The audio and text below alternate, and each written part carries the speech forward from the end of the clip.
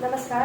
BEd प्रथम वर्ष विषय हमारा पाठ्यक्रम की परिभाषा, जिसके अंतर्गत कि हम लोग पढ़ने की अवस्थाओं के बारे में या चरण या सोपान के बारे में चर्चा कर रहे थे। जिसके अंतर्गत हमने पठन की पूर्व अवस्था जो होती है तथा प्रारंभिक अवस्था या सोपान के बारे में चर्चा कर ली थी।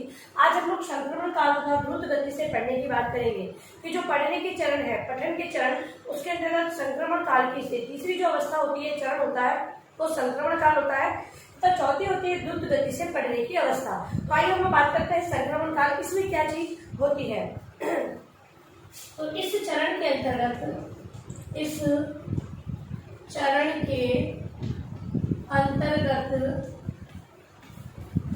चरण के अंतर्गत छात्रों द्वारा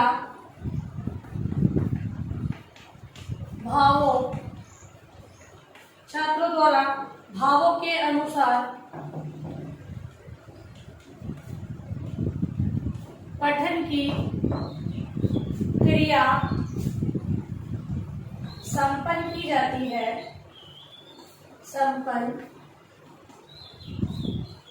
की जाती है। छात्र भाव ग्रहण करते हुए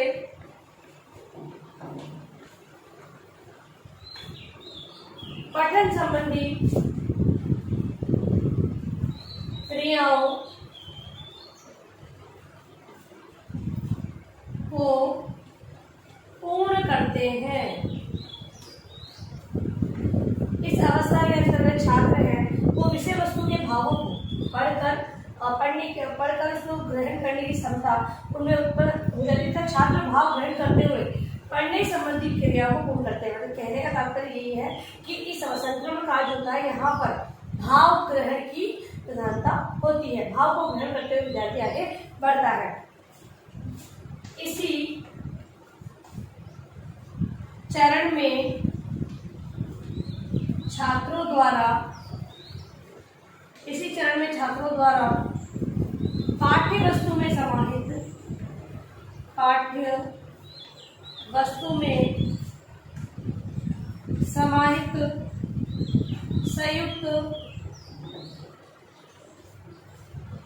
संयुक्त वाक्य एवं संयुक्त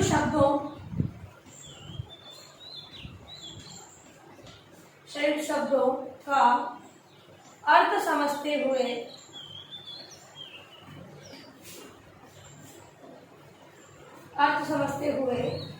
पठन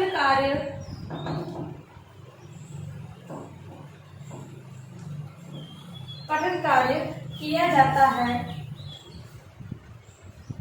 इसमें उन्हें संश्लेषण एवं विश्लेषण के माध्यम से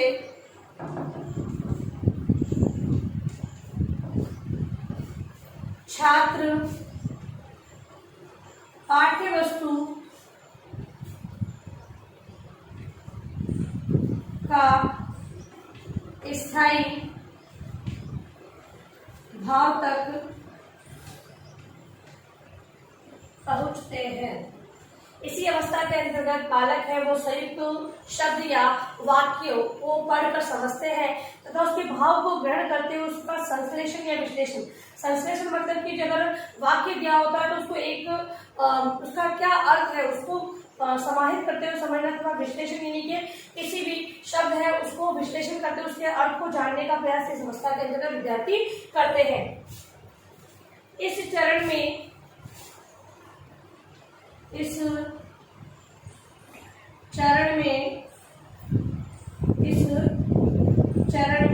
रुचिपूर्ण पठन की क्रिया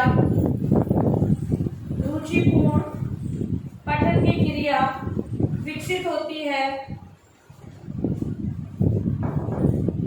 क्योंकि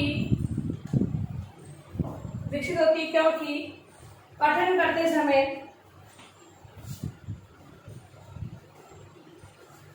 करते समय यह प्रतीत हो जाता है, यह प्रतीत हो जाता है कि छात्र पाठ्य वस्तु का पठन मात्र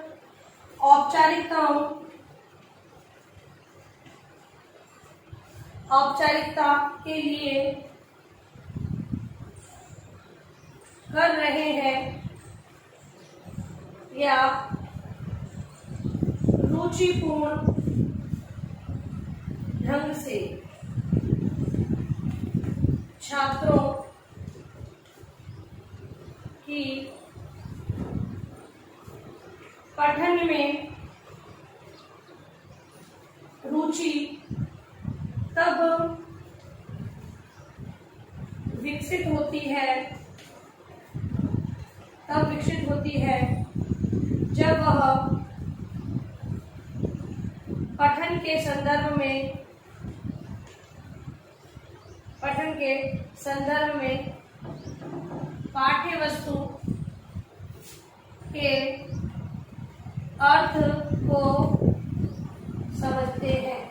ठीक है, तो बालक के इस अंदर रुचिपूर्ण ढंग से पठन की क्रिया को विकसित हो जाती है, क्योंकि वे पठन करते समय प्रतीत हो जाता है कि छात्र जो पाठ्य वस्तु का पठन कर रहे हैं वो औपचारिकता के लिए है या उनके रुचिपूर्ण ढंग से। हम लोग कहने का तात्पर्य इसमें यह है कि जब संक्रमण का काल होता है, इसके अंतर्गत शिक्षक है वो इस बात को पता लगा लेता है कि विद्यार्थी केवल पाठ को पढ़कर शिक्षक की कही बात को औपचारिकता पूर्ण, मतलब कि शिक्षक ने जो कहा है उसके अनुसार वो खाली पाठ को पढ़कर औपचारिकता निभा रहा है, या फिर कुछ बालक ऐसे होंगे रुचिपूर्ण ढंग से पढ़ रहे होंगे। तो दोनों में डिफरेंस क्या है, ये सारी चीजें एक शिक्षक ज्ञान कर सकता है। तो इस अवस्था में ये भी पता लगाया जाता है कि बालक औपचारिकता पूर्ण करने के लिए पढ़ रहा है या फिर अपनी रुचि से उसके अर्थ को ग्रहण करते हुए समझते हुए पढ़ रहा है। इसके अलावा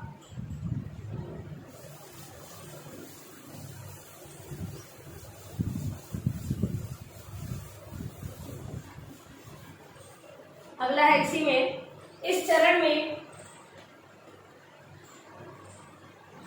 छात्र तर्क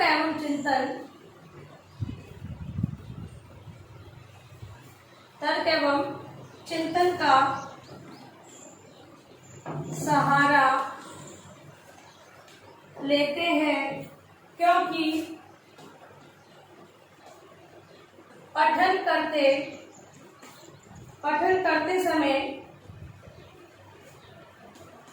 अनेक शब्द एवं वाक्य ऐसे होते हैं जो कि छात्र के लिए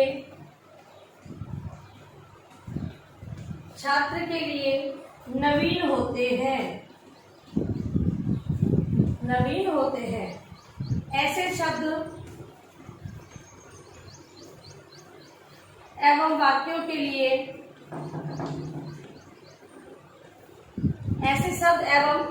के लिए मौखिक वाक्यों के लिए छात्रों को तर्क एवं चिंतन का सहारा लेना पड़ता है। और अगली बात इस अवस्था के अंतर्गत ये भी होती है कि बालक है, जो विद्यार्थी है, वो तर्क एवं चिंतन का सहारा लेते हुए पठन की क्रिया को संपन्न करते हैं। शब्द एवं वाक्य ऐसे नवीन शब्द और वाक्य पठन के अंतर्गत आते हैं, मतलब कि पढ़ने की पाठ्य सामग्री है उसके अंतर्गत नवीन शब्द या वाक्य आते हैं। तो बालक है उसको चिंतन करते हुए, उससे संबंधित तर्क को अनुभव करते हुए उस विषय वस्तु को समझने का प्रयास करते हैं। अगला है, इस चरण के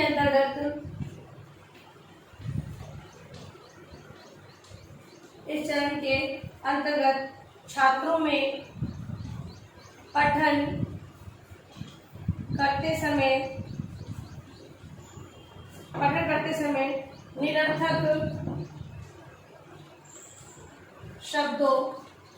निरर्थक शब्दों के स्थान पर सार्थक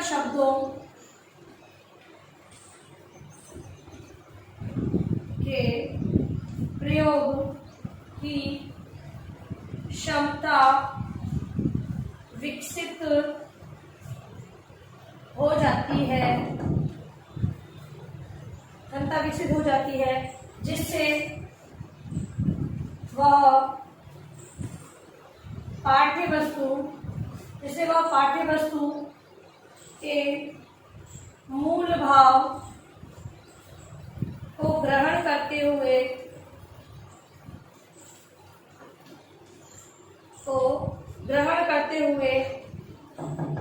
पठन करने लगते हैं। इस प्रकार छात्र सार्थक शब्दों के प्रयोग एवं महत्व से परिचित हो जाते हैं। और लास्ट है, इस चरण में मतलब कि इसके अंदर छात्र जो पढ़ने के जो निरर्थक शब्द है और कौन से सार्थक शब्द है, इनके प्रयोग की क्षमता बालकों में विकसित हो जाती है संक्रमण काल के अंतर्गत। लेकिन जो शब्द जैसे कि वाक्य में कुछ शब्द ऐसे होते हैं केवल पढ़ने के लिए दिए होते हैं, केवल पठन जो सही हो इस प्रकार से दिए होते हैं, उनका कोई अर्थ उस विषय वस्तु से नहीं होता है। तो बालक के अंतर्गत ऐसी क्षमता का विकास हो जाता है जिससे कि वो सार्थक और निरर्थक शब्दों की पहचान करने लग जाता है।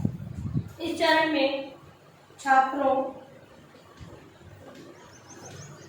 में शब्द परिवर्तन एवं वाक्य परिवर्तन की क्षमता विकसित हो जाती है।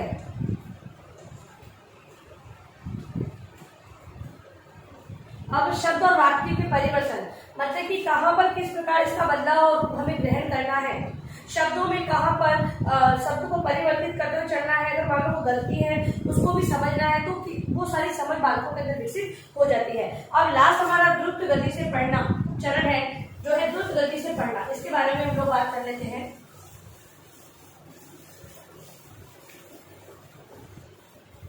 दूसरा है ये द्रुत गति से पढ़ना। इस चरण के अंतर्गत क्या होता है, तो इसके अंतर्गत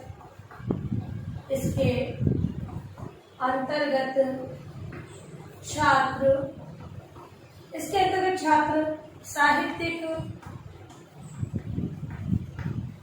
साहित्यिक एवं मानक साहित्यिक एवं सार्थक शब्दों एवं मुहावरों का प्रयोग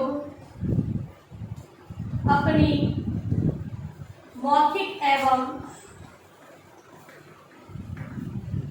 लिखित अभिव्यक्ति में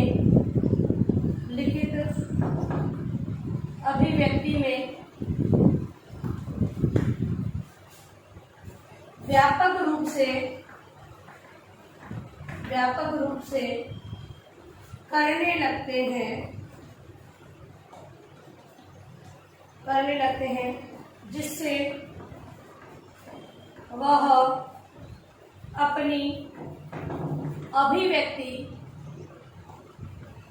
वह अपनी अभिव्यक्ति को सफल बनाते हैं। अब द्रुत गति से पढ़ने की बात की जा रही है, तो यहाँ पर पढ़ने के अंतर्गत विद्यार्थी है वो साहित्यिक और सार्थक शब्दों का प्रयोग करना लग जाते हैं। कहाँ पर किस शब्द का प्रयोग करना है, मुहावरेदार भाषा का प्रयोग करने लग जाते हैं तथा अपनी अभिव्यक्ति को सफल बनाने में इन साहित्यिक और सार्थक शब्दों का प्रयोग करते हुए अपनी अभिव्यक्ति को वो सरल बनाते हैं। इस अगला है इस सोपान के अंतर्गत, सोपान या चरण, सोपान के अंतर्गत छात्रों द्वारा मानक भाषा का प्रयोग व्यवहार में किया जाता है, व्यवहार में किया जाता है, वह अपनी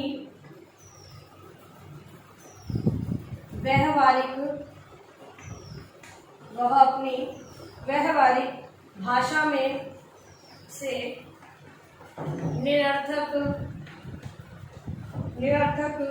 शब्दों को हटाकर मानक भाषा का प्रयोग करने लगते हैं।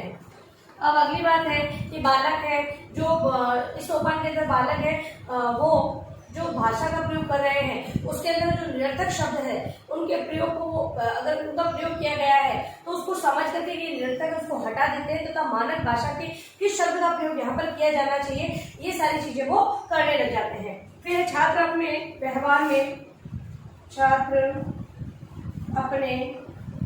व्यवहार में भाषा विज्ञान संबंधी नियमों को अपनाते हैं। भाषा विज्ञान मतलब कि भाषा की व्याकरण, ठीक है। तो विद्यार्थी है, भाषा से संबंधित जो व्याकरण के नियम है जो उन्हें बताए गए हैं, छोटी से बड़ी कक्षाओं के अंतर्गत व्याकरण के जो पाठ दिया होता है बालकों को अच्छी तरीके से समझाया जाता है। तो इस पठन में द्रुत गति से पढ़ने के अंतर्गत वो व्याकरण के नियमों को ध्यान में रखते हुए इस सोपान के अंतर्गत वो भाषा विज्ञान संबंधी नियमों का पालन करते हुए आगे बढ़ते हैं। और बोधगम्य शैली का प्रयोग, फिर है बोधगम्य शैली का प्रयोग। जो विद्यार्थी हैं वो अपने पठन के अंतर्गत वो मतलब कि जो भी बात की या शब्द दिए होते हैं उसको जिससे मतलब कि ऐसी भाषा में पढ़ते हैं, इस प्रकार से पढ़ते हैं कि कोई भी व्यक्ति उसे जान सके। बोध यानी ज्ञान होना, वो सभी व्यक्तियों को बताते हुए या ज्ञान प्राप्त कराते हुए ऐसी शैली का प्रयोग करने लग जाते हैं। क्योंकि बोधगम्य जो जाने ऐसी शैली जिसको जान सके, हम अगर पढ़ रहे हैं तो कोई व्यक्ति समझ सके, उस ऐसी शैली का प्रयोग करने लगते हैं। और लास्ट है व्याकरणिक नियम संबंधी जानकारी। अब विद्यार्थी है, व्याकरण के जो नियम बताए गए हैं, जैसे कि इसमें बताया गया कि भाषा विज्ञान संबंधी नियम, तो भाषा का विज्ञान क्या कहता है कि जो पढ़ने के नियम है, कौशल है, उसको ध्यान में रखना होता है। और व्याकरण संबंधी जो नियम बताए गए हैं उनको ध्यान में रखते हुए एक विद्यार्थी पठन करता है। अब लिखिए अपना गृह कार्य प्रश्न आप लोग।